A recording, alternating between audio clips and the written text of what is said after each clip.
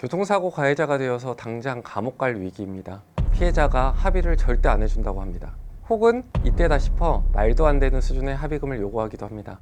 이때 가해자분들이 밤새 인터넷을 검색하시다가 찾아내는 마지막 보루가 있습니다. 바로 형사공탁입니다. 오늘 영상에서는 교통사고 가해자가 피해자 동의 없이 공탁을 했을 때 반드시 알아야 할 실무지식 3가지를 말씀드리도록 하겠습니다.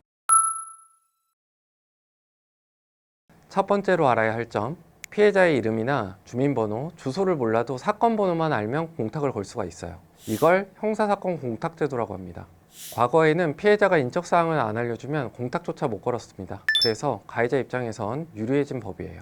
하지만 여기에 엄청난 덫이 숨어 있습니다. 법이 바뀌니까 가해자들이 어떻게 할까요? 피해자에게 진심 어린 사과 한마디도 없이 어차피 공탁을 걸면 돼 라는 태도로 일관하다가 재판 직전에 돈을 툭 던집니다. 판사들이 이걸 모를까요? 다 압니다. 피해자가 법원에 저 가해자 엄벌해달라, 공탁금 필요 없다 라고 엄벌 탄원서를 내는 그 순간에 여러분이 건 공탁금은 아무런 감형 효과를 내지 못해요. 두 번째, 공탁은 타이밍이 생명입니다. 실무에서 가해자들이 절대 하면 안 되지만 오히려 가장 많이 하는 것 중 하나가 바로 기습공탁이에요. 선고 내리기 일주일 전 혹은 2, 3일 전에 기습적으로 갑자기 공탁을 거는 거예요. 피해자가 반발할 시간적 여유도 주지 않고 판사의 판결문 도장을 받아내겠다는 얄팍한 계산입니다. 예전에는 이게 통했어요. 하지만 지금은 아닙니다. 대법원 양형위원회와 일선재판부에서는 이 기습공탁을 아주 안 좋게 보고 있습니다. 왜냐? 일단 이게 피해자에 대한 진심 어린 사과로 보이지도 않고, 더 중요한 건 이런 행동 자체가 재판부에 대한 기만으로 보일 수가 있어요. 그래서 반성의 기미가 전혀 없다라는 이유로 실제로는 형사공탁을 했음에도 불구하고 구속이 심심치 않게 일어나기도 합니다.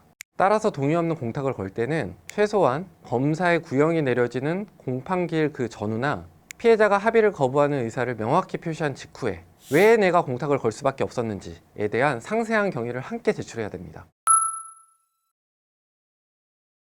자, 세 번째, 그럼 돈을 얼마나 걸어야 판사가 집행유예를 해줄까요?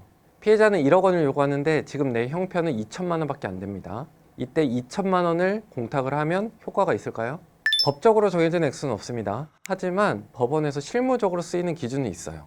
통상적으로 교통사고 사망사고나 중상해 사고의 경우에는 운전자 보험에서 나오는 형사합의금 전액 또는 피해자의 과실 비율을 제외한 실질적 손해액을 기준으로 삼고 있습니다. 만약 내가 너무 어려워서 피해자가 요구하는 금액에 한참 못 미치는 금액을 공탁할 수밖에 없다면 가해자의 재산 상태, 그리고 부양 가족 여부, 그리고 부채 증명서 등 내가 정말 전 재산을 털어놓은 금액이 이것밖에 안 된다라는 점을 재판부에 좀 더 구체적으로 소명할 필요가 있어요.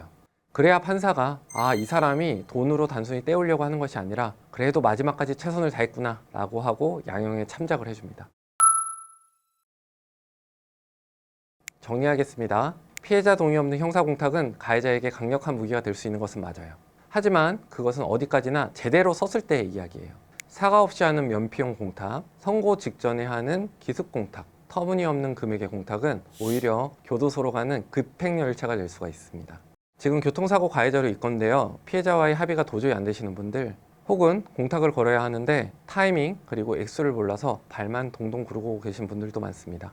공탁서 문구 1줄, 의견서 1장, 그 공탁서를 언제 제출하는지에 따라 여러분의 내일이 유치장이 될지 평온한 일상이 될지가 결정이 됩니다. 감사합니다.